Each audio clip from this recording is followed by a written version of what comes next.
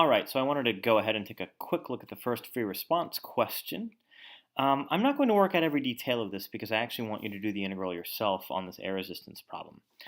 So we're drawing a free body diagram for a ball that is released in the presence of air resistance, and we want a free body diagram for after it's released, immediately, very short time after it's released, and then once it's reached terminal velocity.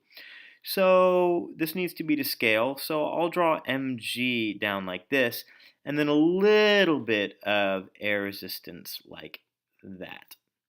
Now we have mg pointing down here. Now that we've reached terminal velocity, we're traveling at constant velocity, which means the forces balance.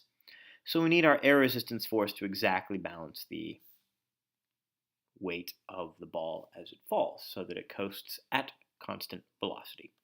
We want to get the terminal velocity of the ball, so that happens when the force is balanced. So we have mg pointing downwards, opposing the air resistance force. And at terminal velocity, that implies the acceleration is 0 since the force is balanced. And so we're going to get mg minus b a v terminal equals 0.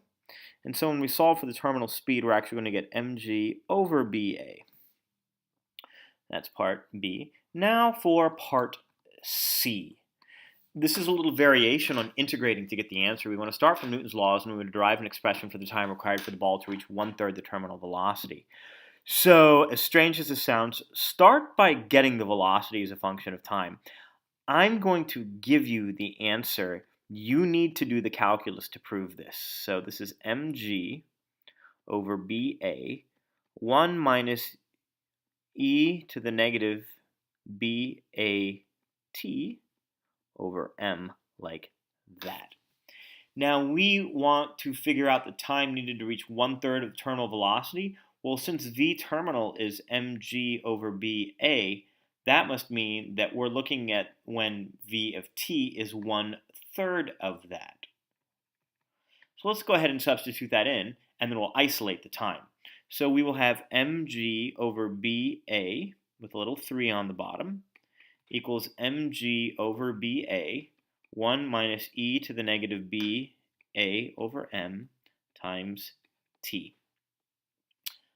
This stuff cancels, so I'm going to get 1/3 equals 1 minus e to the negative ba over mt. And we're going to actually end up getting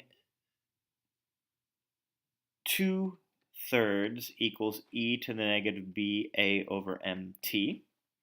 We'll take the natural log of both sides, so natural log of negative 2/3 equals negative bam times t. And so finally, the time it takes us to reach 1/3 of the terminal velocity is going to be m ln of 2/3 over ba with a negative sign out here.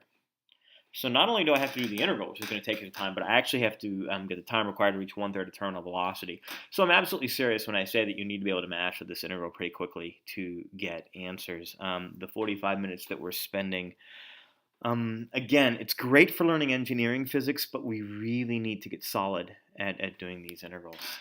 Again, it's not good or bad, it's simply feedback if you want to get a 5 on the AP.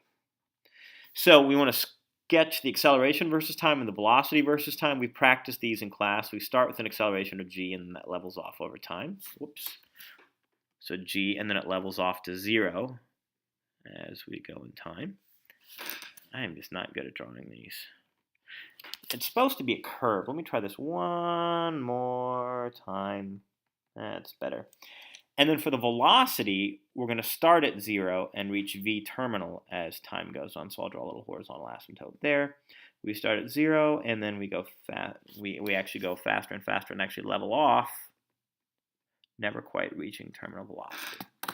So that is problem number 1 in the free response. There's a lot of work I've left out because I really want you to be mindful and try to practice doing that integral with it to get the answer.